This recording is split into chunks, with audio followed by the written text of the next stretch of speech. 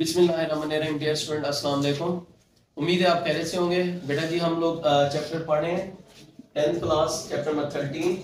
आज का हमारा लेक्चर है, टॉपिक नंबर है 13.7 कैपेसिटर। कैपेसिटर क्या होता है? It is an instrument. ये एक ऐसा इंस्ट्रूमेंट है विच इज यूज, जो इस्तेमाल किया जाता है टू स्टोर चार्ज को स्टोर करने के लिए। पहली बात तो हम ये क्वेश्चन ले लें कि कैपेसिटर की जरूरत ही क्यों पड़ती है, हम चार्ज को स्टोर क्यों करते हैं? जब हमारे पास एक ऑलरेडी कंडक्टर है और कंडक्टर में से करंट गुजर सकता है, जब करंट भी पास हो सकता है, तो हम चार्ज को स्टोर रख के क्यों रखना चाहते हैं? देखें, फर्ज करें ये हमारे पास कोई कंडक्टर है, इलेक्ट्रिक फील्ड की गैर मौजूदगी में, जब इसका फर्ज करें कोई बटन है, पंखा है, हमने उसका बटन ऑन नहीं किया हुआ, ठीक है जी, इलेक्ट्रिक फील्ड गैर मौजूद हो गया, इलेक्ट्रिक फील्ड वहां पर मौजूद नहीं है, ठीक है जी। तो उसमें फिर क्या होता है? फोर्स ऑफ रिपल्शन होती है। पॉजिटिव को क्या करेगा? रिपेल करेगा। ये पॉजिटिव यहां से लीक कर जाएंगे, ये वाला पॉजिटिव यहां से लीक कर जाएगा। नेगेटिव को रिपेल करेगा, तो ये क्या होते हैं? चार्ज लीक हो जाते हैं, चार्ज नहीं होते। तो अगर यही देखें, जिसी फर्स्ट में हमारे घर में पंखा लगा हुआ है, उसका कैपेसिटर खराब हो गया है, जैसे हम उसका बटन ऑन करेंगे तो काफी देर तक उस पर चार्ज जाकर पहुंचेंगे और वो बड़ा स्लो मोशन में चलेगा। और अगर फर्स्ट करें उसको अपनी कारकर्दगी दिखाने के लिए, उसकी परफॉर्मेंस दिखाने के लिए, आई समझ के फर्ज करें 5 कॉलम चार्ज चाहिए, तो कैपेसिटर उसको हर वक्त 5 कॉलम ही स्टोर करता रहेगा, यानी उसको स्टोर करके रखेगा, 5 कॉलम ही उसको देता रहेगा, वो प्रॉपर अपनी फंक्शनिंग करता रहेगा। तो इसका मतलब ये हुआ, कैपेसिटर क्या है? ये है कि चार्ज को स्टोर करने का आला, instrument which is used to store charge. अब इसकी स्ट्रक्चर देखें, साफ देखें, तो ये क्या होता है? 2 धाती प्लेटों पर मुश्तमिल होता है। ये मेटालिक प्लेट्स हैं जिनके दरमियान फासला बहुत कम होता है। फर्स्ट में ये प्लेट ए है, ये प्लेट क्या है? बी है। अब इसको क्या करते हैं? बैटरी से जोड़ देते हैं। अब जैसे बैटरी से जोड़ेंगे तो ये बैटरी ये करेगी, वैसे भी यहां से करंट कैसे बहता है? ये कन्वेंशन पॉजिटिव से नेगेटिव तरफ, तो बी से यहां से जितने भी वो क्या होगा? पॉजिटिव चार्ज आएंगे, वो खींच कर इधर दे देगा, तो ए प्लेट पर पॉजिटिव क्यू चार्ज आ जाएंगे। और इलेक्ट्रोस्टैटिक इंडक्शन की वजह से बी पर कौन से चार्ज आ जाएंगे? Negative Q. जैसे ही ए प्लेट पर पॉजिटिव चार्ज और बी प्लेट पर नेगेटिव चार्ज आएंगे, तो ये हालत ये होगी, वैसे भी फासला कम था, ये प्लेटें आपस में जुड़ जाएंगी, यानी जुड़ने का खतरा होगा, जुड़ने लगेंगी। तो हम इस चीज से बचने के लिए इसके दरमियान में कोई ना कोई हम क्या करते हैं? मीडियम यानी कि इंसुलेटर भर देते हैं। वो क्या होते हैं? यानी प्लास्टिक भी हो सकता है, अगर खला है, हवा है, आई समझ, वो हवा भी भर सकते हैं, वरना प्लास्टिक वगैरह ये चीजें हो गई, आई समझ। आप देखें, अक्सर आप देखते हैं कैपेसिटर होते हैं शक्ल के, मार्केट में आपसे मिलते हैं ये, ठीक है जी, आप ये देख लें, ठीक है ना, ये इस शक्ल के होते हैं कैपेसिटर। उनके ऊपर ये मैं दिखा रहा हूँ 2 धाती पत्रियां होती हैं, ये, और ये होता है दरमियान में प्लास्टिक लगा होता है, इसलिए लगा होता है कि ये पत्रियां आपस में जुड़ ना जाए। ये जो दरमियान में इंसुलेटर या कोई पत्री भरते हैं, इसको कहते हैं हम डाइइलेक्ट्रिक। और चार्ज की यानी कितना चार्ज मुंतकिल हुआ, इसका इंहिसार भी इसी डाइइलेक्ट्रिक पर भी होता है कि कौन सा मीडियम है, कितना वो चार्ज को क्या करेगा, यानी कि ज्यादा चार्ज करेगा और कब चार्ज कम करेगा। और कैपेसिटर में ये भी याद रखें, एक तो स्टोर करने का आला होता है, स्टोर भी किया जाता है, इसको जितना चार्ज किया जाता है उतना इसको डिस्चार्ज करना भी लाजमी होता है। बात ये होता है कि इसमें ये भी खलल आ जाता है। आप देखें, कोई चीज इस्तेमाल करते हैं, वो कहते हैं आपका कैपेसिटर खराब हो गया, और कैपेसिटर फूला हुआ होता है। वो ये होता है कि चार्जिंग होती है लेकिन डिस्चार्जिंग नहीं होती है। अगर सिर्फ चार्जिंग होती रहे तो वो चार्ज तो बहुत ज्यादा स्टोर कर देंगे, जिसकी वजह से क्या हो जाता है? फूल जाता है। अब एक साइंटिस्ट थे जिसका नाम था माइकल फैराडे, उसने अपना कानून पेश किया था।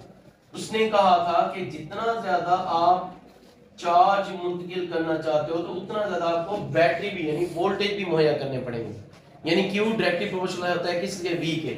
अब ये अलामत आपने पढ़ रखी है 9th से, इसे कहते हैं प्रोपोर्शनलिटी कांस्टेंट। और प्रोपोर्शनलिटी कांस्टेंट क्या होता है? एक ऐसा अदद जिसके जरिए 2 तीव्र मिकदारों के दरमियान तनासबी ताल्लुक को मसवात ज़ाहिर किया जाता है। जब इसको हटा के मसवात यानी बराबर की अलामत डालते हैं, तो हमें कोई ना कोई कांस्टेंट लगाना पड़ता है। कांस्टेंट क्या लगा रहे हैं हम यहाँ पर?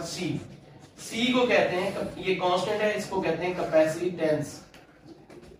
कैपेसिटर और कैपेसिटेंस में क्या फर्क है? कैपेसिटर है चार्ज को स्टोर करने का आला, जबकि कैपेसिटेंस क्या है? चार्ज को स्टोर करने की सलाहियत, एबिलिटी टू स्टोर चार्ज। जितनी ये कैपेसिटेंस किसी चार्ज की कैपेसिटर की ज्यादा होगी उतनी ज्यादा वो चार्ज को स्टोर ज्यादा करेगा। तो अगर C का फार्मूला निकालें तो C इज इक्वल टू क्या होगा, Q ओवर V। ये इधर मल्टीप्लाई होता है, इसका क्या हो जाएगा, डिवाइड। क्योंकि ये कांस्टेंट माइकल फैराडे ने लगाया था तो उसने कैपेसिटेंस का यूनिट अपने नाम पर लगा दिया फैराड। तो C is equal to Q over V। अब इसकी तारीफ कर लें C की, तो आप एक तो ये तारीफ करोगे चार्ज को स्टोर करने की सलाहियत है, दूसरी फार्मूले से कर लोगे कि ये चार्ज और इलेक्ट्रिक पोटेंशियल के दरमियान क्या है, बटे को कहते हैं रेशो है, निस्बत है। It is a ratio between electric charge and electric potential. इसका यूनिट क्या है, फैराड है, और एक फैराड क्या है, वो कैपेसिटेंस है। चार्ज का यूनिट क्या होता है, कूलम, और इलेक्ट्रिक पोटेंशियल का यूनिट क्या होता है, वोल्ट। तो एक फैराड क्या है, वो कैपेसिटेंस है। जब किसी कैपेसिटर को चार्ज करने के लिए अगर एक कूलम चार्ज हो तो उस पर पोटेंशियल डिफरेंस या इलेक्ट्रिक पोटेंशियल कितना हो, 1 वोल्ट हो। तो 1 farad is that capacitance when 1 volt electric potential applied on a charge whose charge is 1 coulomb। तो फैराड किसके बराबर होगा, फैराड बराबर होगा कि कूलम, ये कूलम पर, कूलम को किस से करते हैं, C से, इसको V से, कूलम पर वोल्ट के। इसकी और भी झेली इकाइयां हैं, जैसे एक फैराड में 10 की ताकत 6 माइक्रो फैराड होते हैं, एक फैराड में 10 की ताकत 9 नैनो फैराड होते हैं, और एक फैराड में 10 की ताकत 12 पिको फैराड होते हैं। अगर इसको उलट कर लें, यूं कर लें हम कहेंगे एक माइक्रो फैराड में कितने फैराड होते हैं, फिर आप कहोगे 10 की ताकत -6 फैराड। सेम इस तरह से कहें एक नैनो फैराड में कितने फैराड होते हैं, 10 की ताकत -9 फैराड, और एक पिको फैराड में कितने फैराड होते हैं, तो आप कहोगे 10⁻12 फैराड। सेम इसी तरह से आपने चार्ज की यूनिट भी पढ़े थे कि एक कॉलम कितने बराबर थे, 10 की ताकत 6 माइक्रो कॉलम के, और एक कॉलम में 10 की ताकत 9 नैनो कॉलम थे, और एक क्या है, कॉलम में 10 की ताकत 12 पिको कॉलम थे। और इससे उलट कर लें तो एक माइक्रो कॉलम में कितना होगा, 10 की ताकत -6 कॉलम, एक नैनो कॉलम में कितना होगा, 10 की ताकत -9 कॉलम, इस तरह से। तो ये आपके एमसीक्यूज में अगर आ जाए तो ये भी है। और इस टॉपिक वैसे आमतौर पर ये कैपेसिटर वाला टॉपिक आता है शॉर्ट क्वेश्चन में। तो क्या क्या एनुअल एग्जाम में से शॉर्ट क्वेश्चन आ सकते हैं, व्हाट इज कैपेसिटर, कैपेसिटर क्या है, define capacitor, what is mean by capacitor. तो ये मुख्तलिफ अंदाज है इस सवाल पूछने के। आप कहोगे it is an instrument which is used to store charge, ये चार्ज को स्टोर क्या करता है।